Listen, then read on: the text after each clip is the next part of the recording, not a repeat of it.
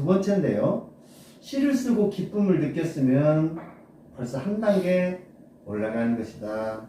어떤 것이 올라가는 것인지 한번 알아보도록 하겠습니다. 우연에 기댄 표현은 중요치 않다. 다 중요한데요. 우연이라는 것은 뜻하지 않게 일어나는 것을 우연이라고 부르고요. 필연은 필수적으로 반드시 일어나는 일이잖아요. 그런데 여기서는 우연에 기댄 표정은 중요치 않다고 했어요. 중요치 않아요. 왜? 목적사항이 없는 거예요. 어떤 걸 내가 지금 써야 되겠다는 목적사항이 있어야 된다고 그랬잖아요. 그러니까 글을 뭐 느낌이나 감성으로 쓰지만 그래도 내가 뭘 가지고 지금 쓸 것인가를 생각하고 있어야 되거든요. 네. 근데 그렇지 않고 우연히 뭔가를 그냥 그걸로만 너무 기대면 시가 많은 시를 쓸 수가 없어요. 들어올 때까지 기다려야 되니까 의도적으로 좀 만드는 부분이 있어야 되거든요. 시도. 나보다 출중하다고 생각하는 사람에게 첨삭을 받아라. 내용의 일부를 덧붙이거나 삭제하는 것을 첨삭이라고 하잖아요. 반드시 이건 필요합니다. 반드시 필요합니다. 네, 저도 그렇게 과정을 겪고 왔거든요. 그렇기 때문에 좀 잘하는 사람한테 반드시 지도를 받는 것은 굉장히 지극히 당연한 일입니다. 결점을 말해주거나 지적해주는 사람을 찾아라. 말은 이렇게 하는데요. 저도 이제 카페 활동이라든지 각종 밴드 활동을 하면서 지적질을 해달라고 그렇게 하시는 분들이 있어요. 그리고 진짜 지적질 하면 나가버려요. 무조건 좋다고 할 수밖에 없는데요. 정말로 지적을 해주는 사람을 귀히 알아야 됩니다. 네. 속대가 있는 풍경을 한번 알아보겠습니다. 속대라는 것은 마을의 수호신이잖아요. 마을 안녕을 위해서 마을 입구에 이렇게 세우는데요. 음력 정월 대보름에 동제라고 지내요. 동제가 뭐냐면요, 당산제예요. 마을 입구라든지 또 이제 마을 모퉁이 이런 곳에 나무가 있던 돌을 쌓았던 거기에서 이제 제를 지내거든요. 이때 제를 지내고 이제 솥대를 세워요. 하나씩 솥대를 세우는데요. 솥대는 주로 어떤 동물일까요? 새인데 어떤 동물일까요? 쉽지 않죠? 오리? 맞습니다. 대단하시네요. 오리가 99% 정도 이루어요. 근데 이제 다른 지역마다 틀린데요. 산까치나 또 기러기나 또 이런 것들을 하는 데도 있어요. 그렇기 때문에 그 지역마다 틀린데요. 그러면 이제 오리를 하는 이유를 알아야 되겠죠. 오리를 왜 그렇게 많은 새 중에서 오리를 그렇게 할까요? 네. 자, 그러면 제가 얘기하겠습니다. 오리는 물에서 노는 동물이에요. 그렇기 때문에 이 솥대를 세우는 곳이 대체적으로 어디냐면은 산골 지방입니다. 물이 없는 지역.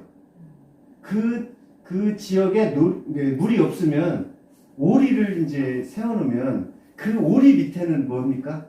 물이죠. 농경사회에서 물은 필수적입니다. 근데 이제 천수답이라든지 이제 이런 그런데 이제 꼭 필요한 거고요. 근데 수리시설이 잘 된 데는 사실 솥대가 없어요. 많이 없어요. 왜 그러냐면 경상도나 저쪽 강원도 쪽으로는 솥대가 많아요. 근데 이제 호남평이나 이쪽은요, 수리시설이 너무 잘 되어 있기 때문에 솥대가 거의 없습니다. 네. 그런 풍습이 그렇습니다. 그러니까 물을 이렇게 비가 많이 오게끔 해달라 그 뜻 아니겠습니까? 네. 그래서 이건 농사와 관련되어 있어요. 그러니까 농사가 잘 돼야 마을이 안녕이 오고, 네, 안녕이 오는 거죠. 네. 옛날에는 먹을 것만 딱 챙겨보면 거좀 끝났습니다. 네. 요즘은 약간 틀리죠. 그렇다 해서 문화생활 안 하는 것은 아니에요. 옛날에도 엄청난 문화생활을 했습니다. 솥대가 있는 풍경을 한번 읽어보도록 하겠습니다. 더 이상 비상을 꿈꾸지 않는다. 더 이상 꿈꿀 필요가 없죠. 솥대를 있으니까.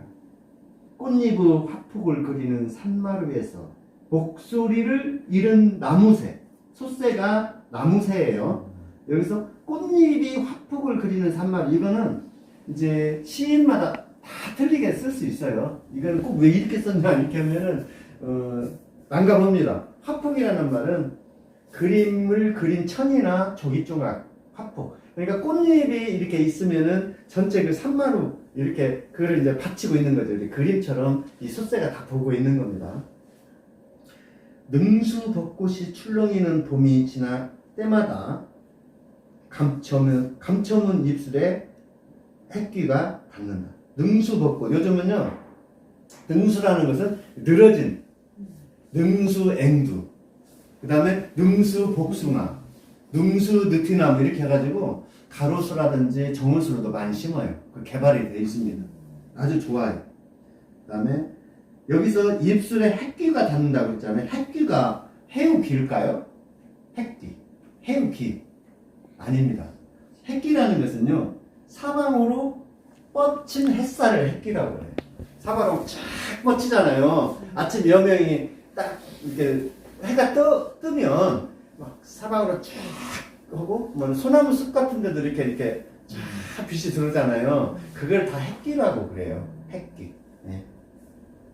좋은 말이니까 나중에 한번 꼭 써먹어 보십시오. 의진 산길에서 만난 오리떼. 이게 이제 그 솥새는 꼭 마을 한복판에다 하는 게 아니고 당산제를 지낼 때니까 이제 마을 동구 입구라든지 아까 그 의진길 거기에 있습니다. 그 곁으로 감돌아지는 메아리는 누구 목소리인가? 그 곁으로 뭔가 그 메아리 쳐오는 어떤 목소리가 있는가 봐요. 그래서 감돌다를 한번 알아볼 필요가 있어요. 감돌다는요, 널리 퍼져 있거나 퍼져 있는 것을 느끼는 것을 감돌다 그렇게 말합니다. 슬픈 넋을 지닌 나무새의 다나은 모습은 우뚝 솟은 막대기 하나로 하늘과 교신하고 있다. 우리 그 솥새가 슬픈 넋을 지녔죠. 날아가고 싶지만 날아갈 수 없는 것. 제자리에서 파닥거리고 그 자리에서만 있기 때문에 슬픈 넋을 지는 나무새라고 그랬습니다. 하나하다는 것은 단정하고 아담하다. 그 말입니다. 하늘과 교신하고 있다. 교신은 하늘과 얘기를 하는 거죠. 주고받는 거죠. 교신이니까. 그러니까 하늘이 일방적으로 얘기하는 게 아니고요. 같이 얘기를 하는 거죠. 주고받는. 그래서 교신입니다. 무사람 소원이 아슴하게 서려 있다. 어슴푸레하게. 아슴하게. 어슴푸레하게 서려 있어요. 나무새를 다듬던 장인의 손은 어디로 갔을까? 아무도 잘라내지 못한 길. 그 솥새가 가는 길, 그는 궤적이죠. 이렇게 날아다니는 행적, 궤적 그렇게 말하는데 그걸 아무도 지금 잘라내지 않았어요. 호젓이 들어서 나무새의 머리로 간절함을 끌어올렸다. 산자락에 꼬리로 붙은 마을길은 봄바람이 가득하다. 참 멋있어요. 이 꼬리로 붙은 마을길. 이게 참 얼마나 멋있는 말인지 몰라요. 산자락에 지금 산자락 꼬리쯤에 마을길이 붙어 있어요. 그 다음에 돌아가기 때문에 이 끝이 안 보이는 거예요. 참 굉장히 멋있는 말들이 보면은 참 많아요.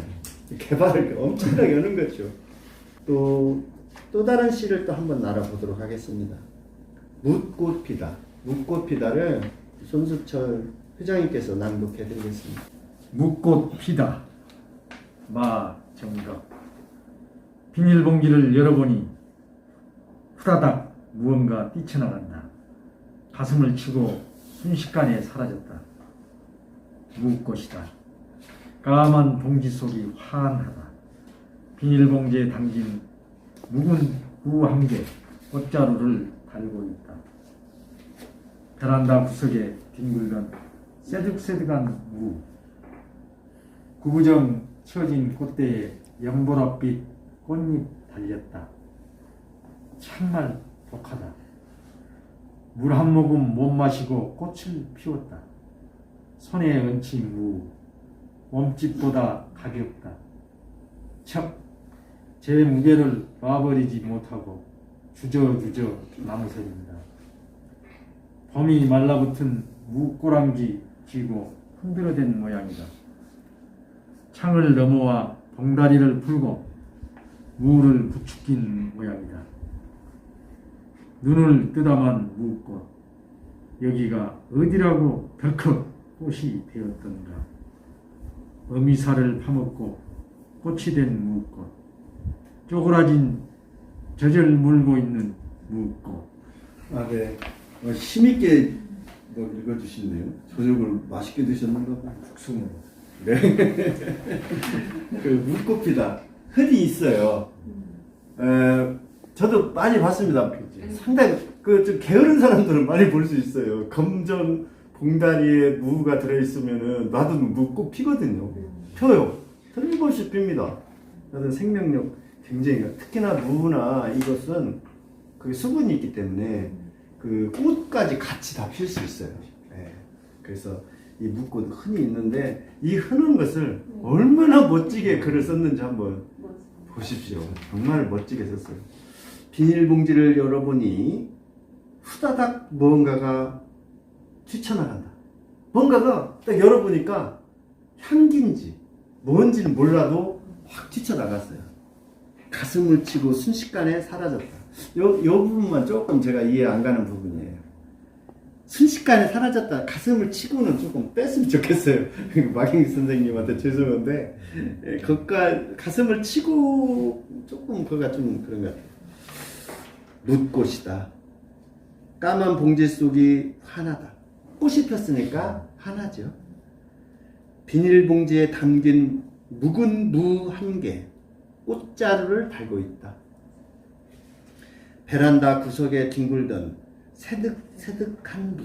이 새득새득한 말도 참 좋아요. 조금 시들고 말라서요, 힘이 없는 모양을 새득새득하다고 그래요. 구부정 처진 꽃대에 연보랏빛 꽃잎 달렸다.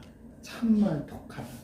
이 처진은요, 어이예요, 어이. 잘못 그 처진을 여라고, 여의로 이렇게 쓰시는 분 많아요. 여로. 처진. 그 처진은 없습니다. 네. 말 자체가 없어요. 근데 꼭 보면 그렇게 쓰시더라고요. 또 찾다 할 때도요, 저한테 원고 오는 거 보면은 찻은 지읒이잖아요. 치읓으로 그렇게 꼭 쓰셔요. 그런 분들 꼭 계셔요. 보편적인 것이기 때문에 이것은 좀 틀리면 안 돼요. 예를 들면 벚꽃, 여기서도 아까쯤 했지만 벚꽃 같은 경우도 능수벚꽃이라고 그랬잖아요. 시옷으로 대체 많이 써요. 시옷으로. 근데 지읒이잖아요. 근데 이런 정도는 좀 틀려도 그래도 괜찮지만은 찾다, 처지다 이런 거 우리 흔히 쓰는 말들은 조금 안 틀릴 수 있도록 노력해야 됩니다. 처진 꽃대에 연보랏빛 꽃잎 달렸다. 참말 독하다. 독하네요. 물 한 모금 못 마시고 꽃을 피웠다. 손에 얹힌 무, 몸집보다 가볍다. 제 무게를 놓아버리지 못하고 주저주저 망설인다. 제 무게를 놔두지 못하는 거예요. 봄이 말라붙은 무꼬랑지 쥐고 흔들어댄 모양이다. 무꼬랑지를 쥐고 흔들으니까 꽃이 펴버렸어요. 그 다음에 창을 넘어 무엇이요? 봄이요. 봄이 창을 넘어와 봉다리, 봉지죠. 풀고 물을 부추긴 모양이다. 이리저리 들쑤시는 것을 부추기다 그럽니다. 자, 여기서 이제 나오죠. 본격적인 말이 나옵니다. 눈을 뜨다만 묻고 여기가 어디라고 덜컥 꽃이 되었던가. 어미 살을 파묻고 꽃이 된 묻고. 쪼그라진 젖을 물고 있는 묻고. 그러니까 어미 살을 파먹고 묵꽃이 되고 쪼그라진 지금 젖을 물고 있어요. 이 말을 쓰기 위해서 이렇게 이 말을 했겠죠. 너무 잘 써진 시입니다. 예, 너무 잘 써진 시예요. 이렇게 좋은 시들을 계속 읽어봐야 돼요. 읽어보면 그 읽는 사람이 힐링을 얻는 거죠. 받는 거예요. 예, 힐링은 꼭 어디 뭐 소나무 숲에서만 받는 게 아니라 좋은 글을 읽으면 마음의 힐링이 더 클 수 있어요. 예, 육체적인 힐링도 중요하지만 마음의 힐링이 중요합니다. 괄호 안에 단어도 보입니다. 책 읽는 소녀상이네요. 참 그 소녀상 일제 36년 동안 정말 우리 얼마나 우리를 유린했습니까? 진짜 말로 못하는 진짜 착취당하고 말로 못하게 억압당했어요. 다시는 그런 세상이 다시는 와서는 안 됩니다. 철조망 울타리 넘어 고축꽃이 하얗다. 관찰력이 있네요. 우물에서 건졌는지 아삭 씹히는 달빛. 달빛이요. 아삭 씹힌대요. 이 고추를 이제 위에 고추가 딱 나왔기 때문에 이 달빛을 아삭 이렇게 말한 겁니다.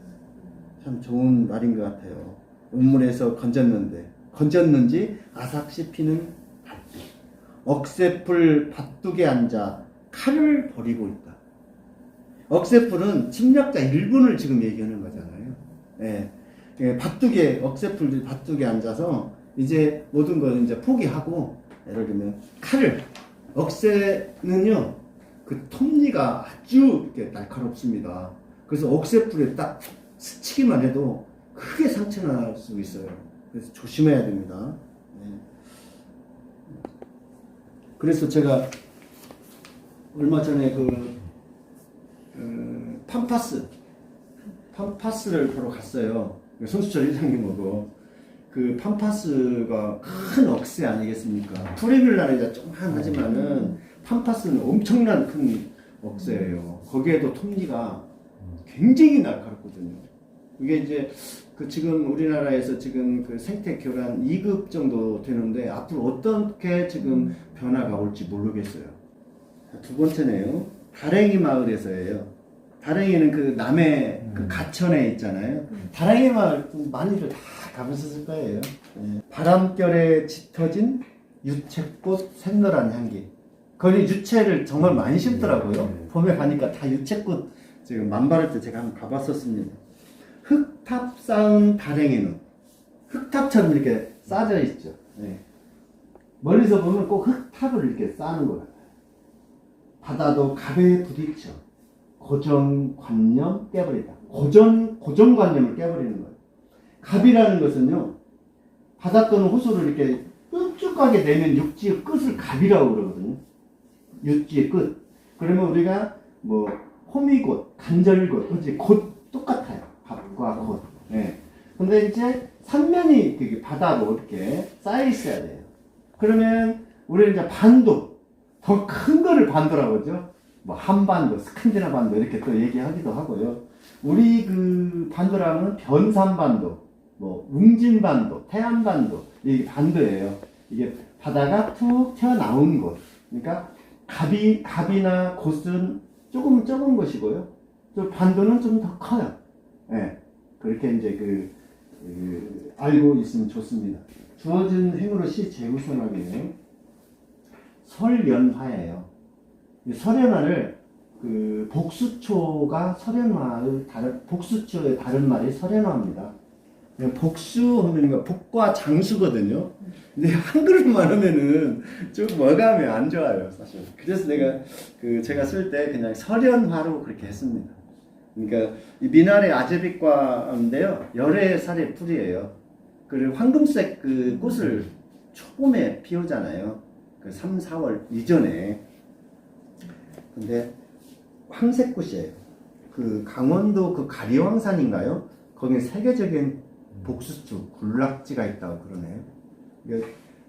복수추나 개나리나 뭐 이런 아주 초봄에 피는 것을 전령사, 봄꽃이라고 그렇게 얘기하니까 전령사 나오면 그런 말이구나, 그렇게 알아두시면 좋겠습니다. 마른 빛 모아 채반에 담듯. 빛도 마른 빛이 있대요. 젖은 빛, 마른 빛이 있으니까 채반.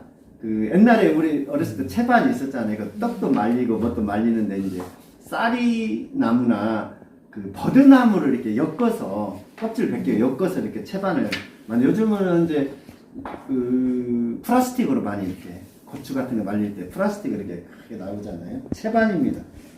도롤한 시간은 눈이 꽃잎에 새긴다. 도롤하다.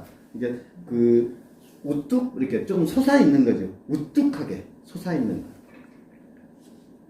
뼈마디 스며들도록 굳은 나를 신경통처럼 도지는, 도진다는 것은 재발하거나 덧나는 거잖아요.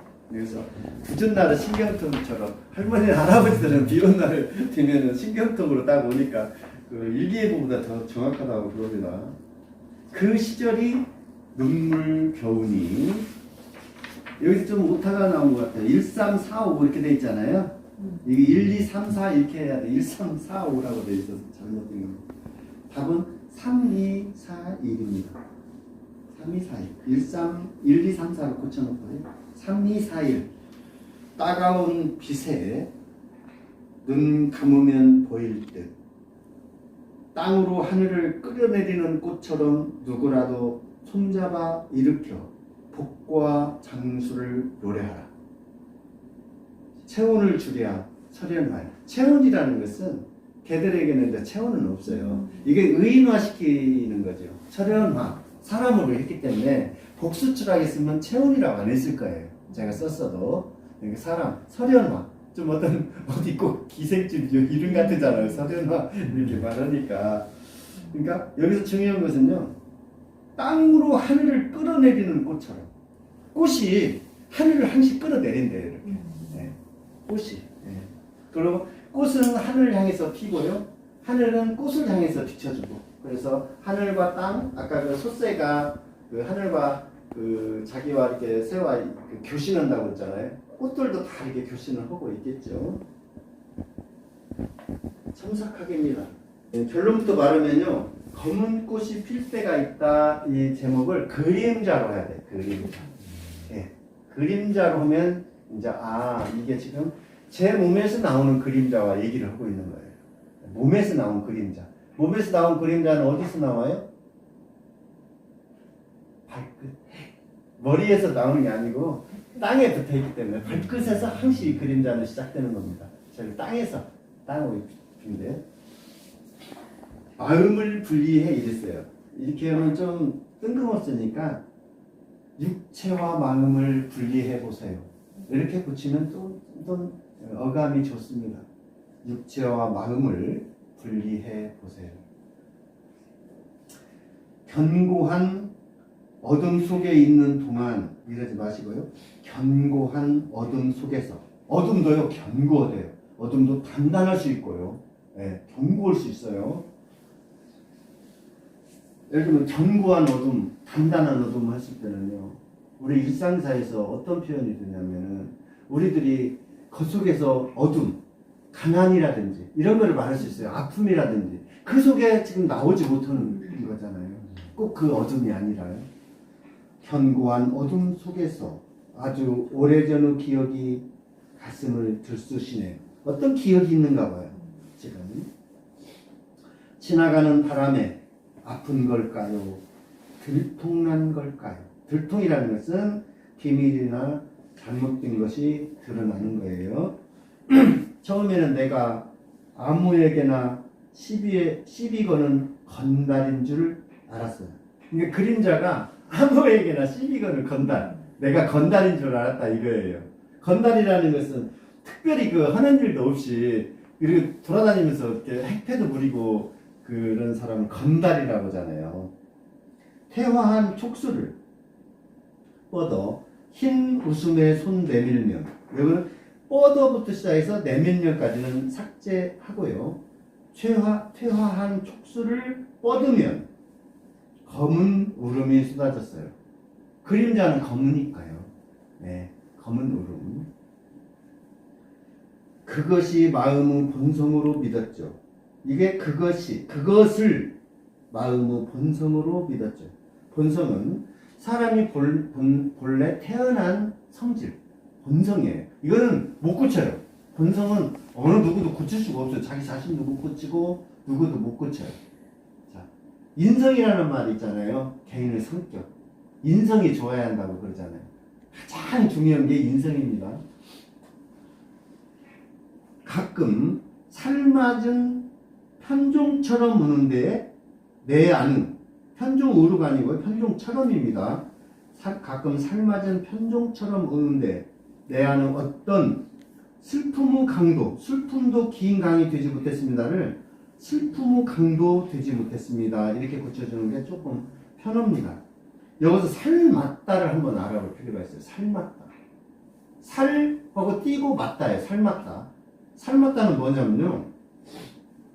초상집이나 제사집, 그런 혼인집, 뭐 이런데 가가지고 뭘 음식을 먹었어요. 음식을 먹어서 탈을 나누면 그런 어떤 악령이 있다고 생각하는 거예요. 악령이 개입을 해가지고 그때 살맞는다 그렇게 얘기를 하거든요. 살맞. 저는 죽을 살맞을로 막 이러고 옛날에 그 어르신들이 했던 욕이 좀 생각나네요. 그러니까 그 살맞은 것은 어떤 음식을 먹고 그 음식에 어떤 악령이 끼어가지고 배탈이를 나든지 뭐 이런 것을 살맞는다고 그러는데요. 이런 말이 있어요. 오래 앉아 있으면 새도 살을 맞는다. 이런 속담이 있어요.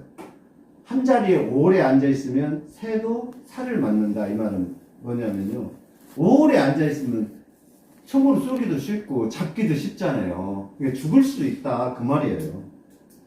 그러니까 편하고 이롭다고 해서 계속 한 곳에만 머물러 있으면 화를 당할 수도 있다. 새처럼 그런 말입니다. 그러니까 살맞다 한번 알아봤습니다. 상처는 나눌 수 있는 고깃덩어리라는 거 뜬금없이 들어왔어요. 상처는 나눌 수 있는 것이 아니라는 것을 안 이유로. 상처는 나눌 수 있는 게 아니에요. 아픔도 어찌 보면 나눌 수 있는 게 아니에요. 네. 초대받지 않는 손님처럼 결국 혼자 남겨져야 한다는 것도 알게 되었어요. 당신에게 마음 주면 백지로 돌아오죠. 그때마다 분리된 마음 뒤편으로 그림자가 검은 꽃, 이게 아니고요. 그때마다 분리된 마음 뒤편으로 그림자가 필 때가 있어요. 그림자 필 때가 있어요. 조용한 시선 위로, 여기를요, 조용히 날아가는 새들의 속도 유지가요. 조용히 날아가는 새들이 왜 슬퍼 보일까요? 자, 본격적인 말을 하네요. 이제 어둠이 발끝까지 밀려오는데 내 몸속으로 내가 어떻게 들어가죠? 이 말은 뭐냐면 굉장히 어려워요. 빛이 몰려와야 내가 뻗어서 들어가거나 나오는데 어둠 자체 속에 있으면 그림자가 없어요. 네, 어둠 속에서는 그림자가 없어요. 그러니까 지금 어둠이 발끝까지 밀려왔다는 것은 지금 어둠이 굉장히 충분히 지금 깜깜하게 밀려왔으니까 나는 이제 내 집으로 어떻게 들어가냐 이 말이에요. 네, 상당히 어렵습니다. 어려우면서 재밌어요. 그 그림자나 그 어둠 어떤 관계만 조금 알으면 되겠습니다. 조금 첨삭하기가 약간 좀 어려워요. 어려워도 한번 해볼 필요가 있어서 해봤습니다. 자, 부분 감상이네요. 꽃과 뼈입니다. 어쩌면 영혼은 흰 와이셔츠에 묻은 붉은 국물 자국 같은 것. 영혼이라는 것은 그냥 하얀 와이셔츠에 딱 하나 묻은 그런 국물 자국.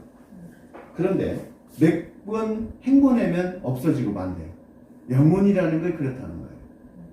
그래서 몇 번 헹궈내면은 육체가 없어지면 같이 소멸됐다. 이 말이에요.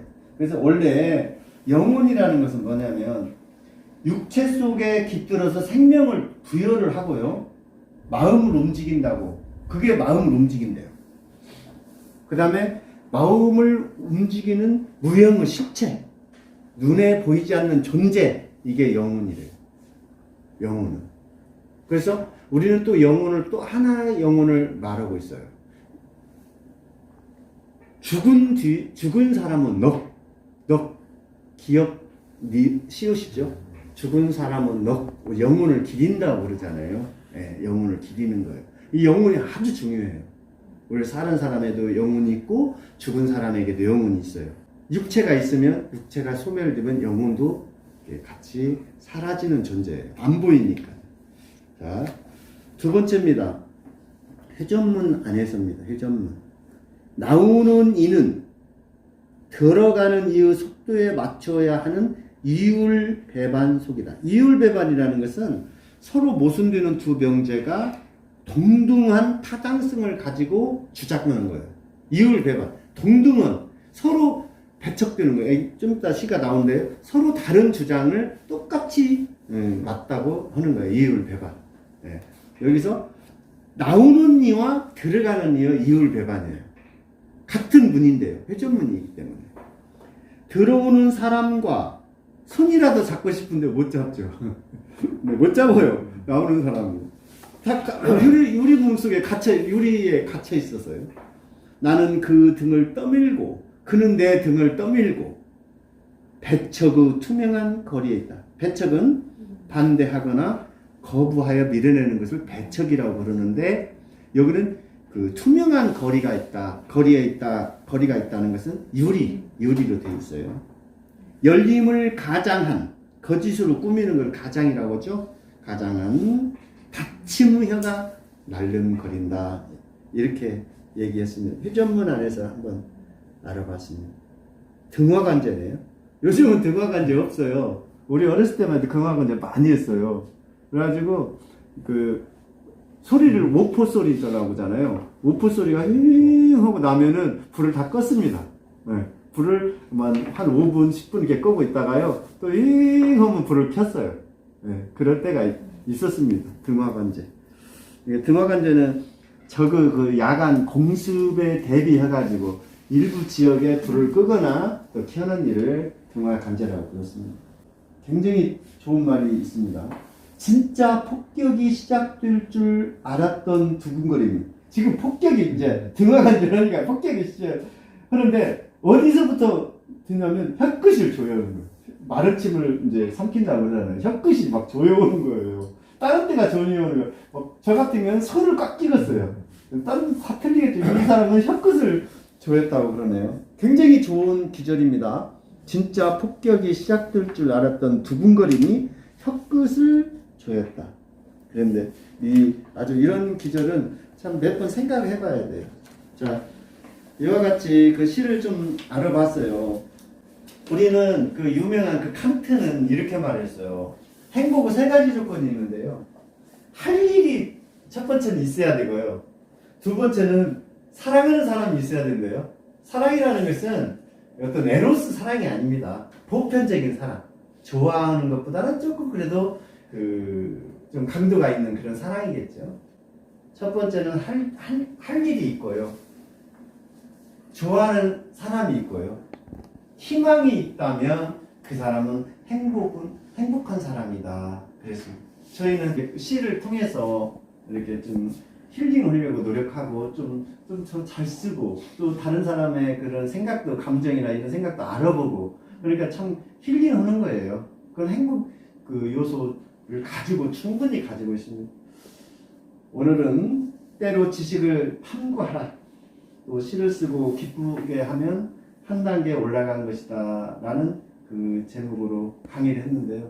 제가 좀 오늘은 말이 좀 어눌해요. 입속이 다 지웠어요. 이 겉에도 물론 터져가지고 말을 잘 못했습니다. 자꾸 어긋나고 그래서 죄송합니다. 오늘 그 코로나가 있으니까요. 각별히 다음 주도 각별히 조심하고 절대 다른 분에게 절대 코와 입은 보여주시 마시기 바랍니다. 자, 이만 마칠게요. 네.